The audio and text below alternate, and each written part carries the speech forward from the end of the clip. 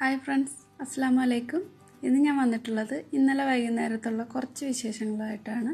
അപ്പോൾ ഇന്നലെ എൻ്റെ മൂന്നാമത്തെ ആളുടെ 1ാമത്തെ ബർത്ത്ഡേ ആയിരുന്നു. അപ്പോൾ ഒരുപാട് ആളൊന്നുമില്ല, ആരുമില്ല, നമ്മൾ മാത്രമേ ഉണ്ടായിരുന്നുള്ളൂ ബർത്ത്ഡേക്കായിട്ട്. ചെറിയൊരു കേക്കൊക്കെ ഉണ്ടാക്കി കട്ട് ചെയ്തിട്ടുണ്ടായിരുന്നു. അപ്പോൾ അങ്ങനെയുള്ള കുറച്ച് വിശേഷങ്ങളാണ് നിങ്ങളുമായിട്ട് ഷെയർ ചെയ്യുന്നത്. അപ്പോൾ ഇത് രാവിലെ എഴുന്നേറ്റിട്ട് അയാൾ കളിക്കുന്ന കുറച്ച് വീഡിയോ ആണ്. രാവിലെ മറ്റവർക്ക് 2 പേർക്കും ഓൺലൈൻ ക്ലാസ് ഉണ്ട്. അപ്പോൾ അത് ഉച്ചവരെ അതിൻ്റെ തിരക്കുണ്ടാവും. അത് കഴിഞ്ഞിട്ടാണ് ഞാൻ കിച്ചണിലേക്കൊക്കെ ജോലിക്ക് കയറുന്നത്. അപ്പോൾ അതിനു മുമ്പായിട്ട് ഇയാൾ അവിടെ നിന്നിട്ട് കളിക്കുന്ന കുറച്ച് വീഡിയോ ആണ് ഇത്.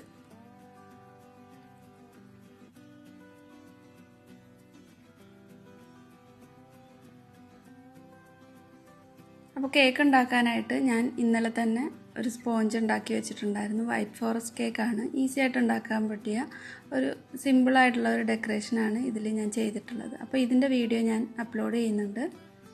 അപ്പോൾ കേക്കൊക്കെ ആയിട്ടുണ്ട്. ഉച്ച കഴിഞ്ഞപ്പോൾ തന്നെ ഞാൻ കേക്ക് റെഡിയാക്കി വെച്ചിട്ടുണ്ട്. ഇനി രാത്രിയിലാണ് കേക്ക് കട്ട് ചെയ്യുന്നത്. അപ്പോൾ കേക്ക് റെഡിയാക്കിയിട്ടാണ് ഞാൻ ഉച്ചയ്ക്കുള്ള ജോലിക്കായിട്ട് കയറിയിട്ടുള്ളത്, വൈകുന്നേരത്തേക്ക് ഇഫ്താറിന് വേണ്ടിയിട്ട്.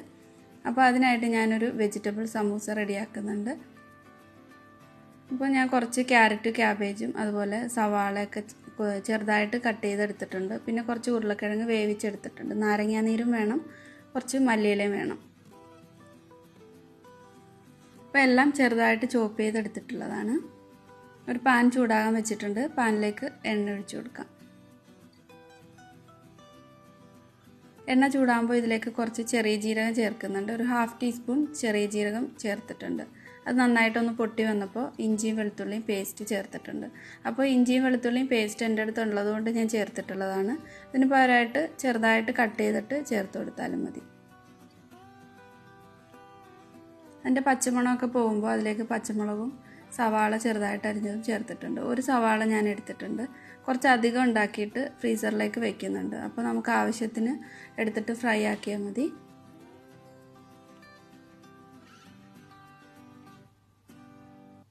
ഇതിലേക്ക് ചെറുതായിട്ട് കട്ട് ചെയ്തിട്ടുള്ള ക്യാരറ്റ് ചേർത്തിട്ടുണ്ട്.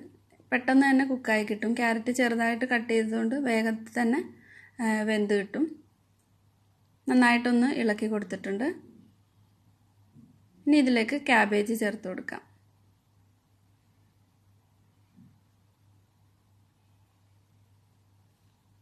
ആവശ്യത്തിന് ഉപ്പ് ചേർക്കുന്നുണ്ട്.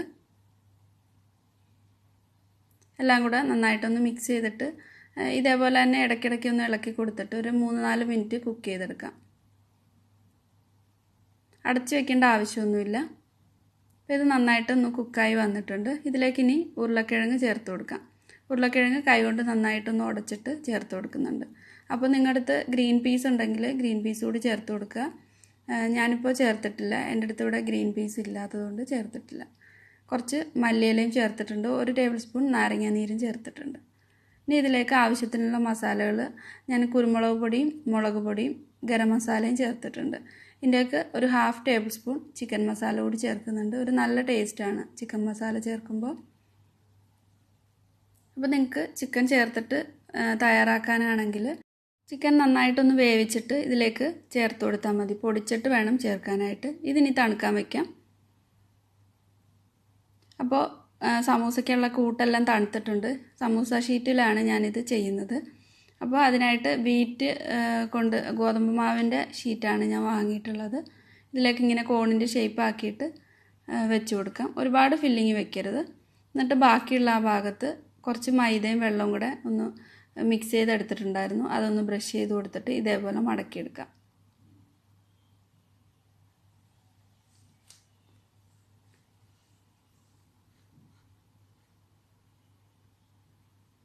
അപ്പോൾ ഒരെണ്ണം ആയിട്ടുണ്ട്. ഇതേപോലെ തന്നെ ബാക്കിയുള്ളതും റെഡിയാക്കിയെടുക്കാം.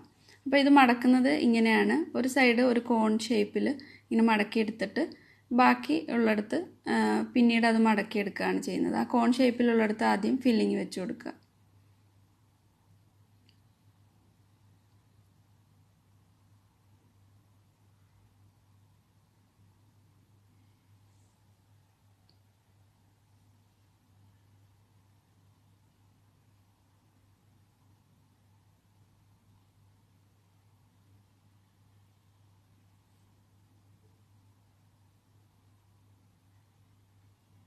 സമൂസ എല്ലാം ഞാൻ റെഡിയാക്കി എടുത്തിട്ടുണ്ട്. ഇത് നമ്മൾ വായു കടക്കാത്ത എയർ ടൈറ്റ് ആയിട്ടുള്ള ഏതെങ്കിലും ഒരു പാത്രത്തിലാക്കിയിട്ട് ഫ്രീസറിലേക്ക് സൂക്ഷിച്ചു കഴിഞ്ഞാൽ നമുക്ക് ആവശ്യമുള്ളപ്പോൾ എടുത്തിട്ട് ഫ്രൈ ആക്കിയാൽ മതി. അപ്പോൾ ഇടയ്ക്ക് ഒട്ടിപ്പോവാതിരിക്കാനായിട്ട് ഒരു പേപ്പറോ ബട്ടർ പേപ്പറോ അല്ലെങ്കിൽ ഒരു ഫോയിൽ പേപ്പറോ ഇട്ട് കൊടുക്കണം. അപ്പോൾ കുറച്ച് മാത്രമേ ഞാൻ ഇന്ന് ഫ്രൈ ചെയ്യുന്നുള്ളൂ. അപ്പോൾ സമൂസ ഫ്രൈ ആക്കാനായിട്ട് എണ്ണ ചൂടാകാൻ വെച്ചിട്ടുണ്ട്. ഇനി ഓരോന്നായിട്ടിട്ട് ഫ്രൈ ചെയ്തെടുക്കാം.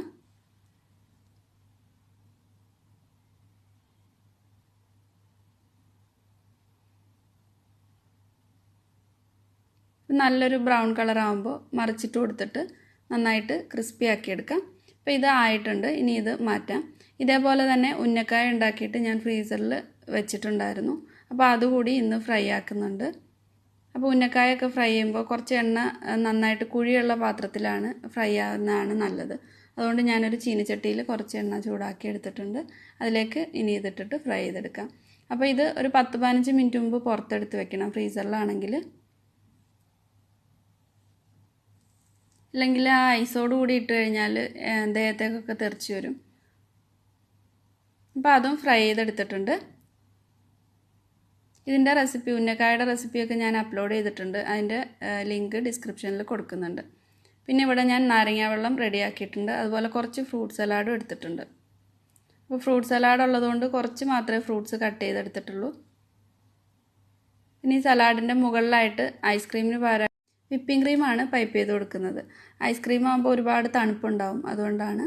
പിന്നെ ഇവിടെ രാത്രിത്തേക്ക് ഞാൻ ചിക്കൻ ബിരിയാണി റെഡിയാക്കുന്നുണ്ട്. മസാല ഒക്കെ റെഡി ആയിട്ടുണ്ട്. അതുപോലെ റൈസും ഞാൻ നെയ്ച്ചോറിൻ്റെ പോലെയാണ് വെച്ചിട്ടുള്ളത്. എന്നിട്ട് ഇതിലേക്ക് മിക്സ് ചെയ്തെടുക്കുകയാണ്.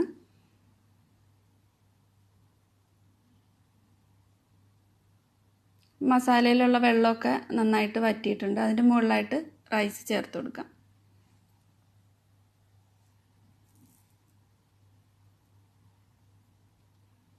അപ്പോൾ നല്ല ടേസ്റ്റി ആയിട്ടുള്ള ചിക്കൻ ബിരിയാണിയുടെ റെസിപ്പി ഇതിനു മുമ്പ് ഞാൻ അപ്ലോഡ് ചെയ്തിട്ടുണ്ട്.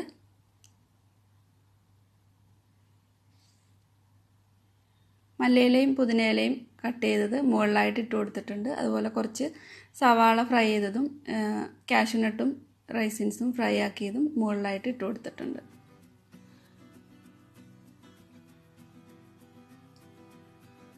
ബിരിയാണി ഉണ്ടാക്കുമ്പോൾ ലാസ്റ്റ് കുറച്ച് ഗരം മസാല അതിൻ്റെ മുകളിലായിട്ട് ഇട്ട് കൊടുത്തു കഴിഞ്ഞാൽ നല്ലൊരു മണവും ടേസ്റ്റും ഉണ്ടാവും.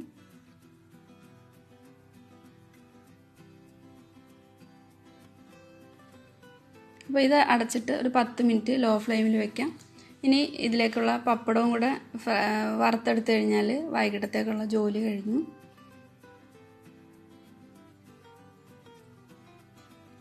അപ്പോൾ ഇപ്പോൾ ഇഫ്താറിൻ്റെ സമയമായിട്ടുണ്ട്.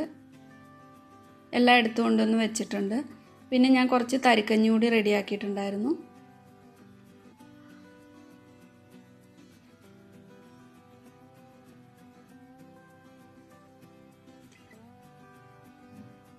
കുഞ്ഞാളും ഇവിടെ വന്നിരിപ്പുണ്ട്, ഒരു കസേരയിൽ ഇരിപ്പുണ്ട്.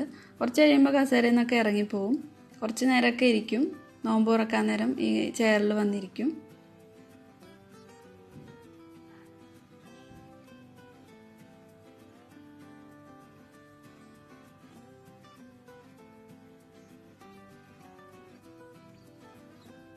അപ്പോൾ നോമ്പൊക്കെ തുറന്നിട്ട് ഒരു 8 മണിയൊക്കെ കഴിഞ്ഞിട്ടുണ്ട്. ഇവിടെ ഓടി നടന്ന് കളിക്കുന്നുണ്ട്. ഇയാളിപ്പോൾ നടന്ന് തുടങ്ങിയിട്ടേ ഉള്ളൂ. അപ്പോൾ എല്ലായിടത്തും ഇങ്ങനെ നടക്കുന്നത് ഭയങ്കര ഇഷ്ടമാണ്. ഇവിടെ നാട്ടിൽ നിന്ന് ഹസ്ബൻഡും ഉമ്മായും വാപ്പായും വന്നിട്ടുണ്ടായിരുന്നു. അപ്പോൾ അവരും ഉണ്ട് ഇവിടെ.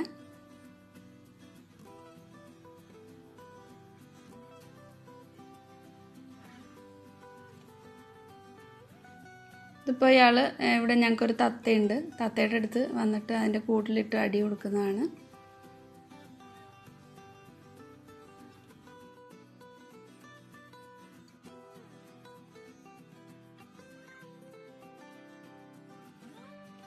ഇപ്പോൾ 9 മണിയൊക്കെ ആയിട്ടുണ്ട്.